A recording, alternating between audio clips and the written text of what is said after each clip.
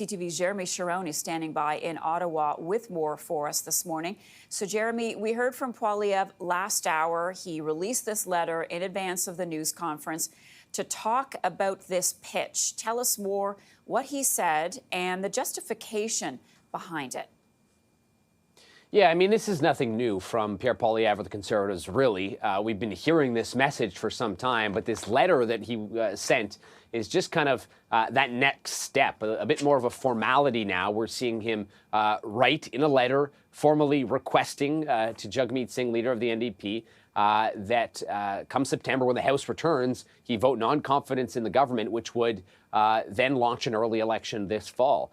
We've been hearing from the Conservatives for some time now, this is what they want. Anytime the NDP is critical of any Liberal policy or Liberal move, we hear from the Conservatives that, well, you know, the power is in their hands. They have the ability to drop out of the agreement. That is what we continue to hear from the Conservatives. They're putting that message to paper now and kind of kicking off the end of summer, if you will, or the early stages as we prep for the return of the House of Commons by starting this push, this formal push, pressuring the NDP to drop out of this deal that they say is costing Canadians, and they say that the NDP and the Bloc are the two leaders of both of those parties have the power to end this.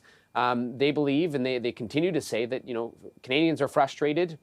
Everything is costing more, and that the Liberals are to blame for that. But there's a way to end it. That's what the Conservatives continue to say. So a bit of an interesting tactic. Look, we're still waiting to hear what the NDP has to say about this. Jagmeet Singh's response, of course, today. I think it's pretty obvious and easy to say that this is more of a political play than anything, Marcia. I don't think we expect Jagmeet Singh and the NDP to come out today and you know, jump across and side with the Conservatives on this one and pull out of the deal thanks to their request. Right. I think if there comes a time where we see the NDP say, you know, we're not getting what we feel we should be getting out of this deal anymore, and that they pull out of it, I think that would happen based on their own decision. I think it is very far-fetched that it would happen based on a request from Pierre Poilievre and the Conservatives. Okay, and what's in it for the NDP? As you point out, Jagmeet Singh's not likely to, you know, give him a call or a text and say, okay, we're in.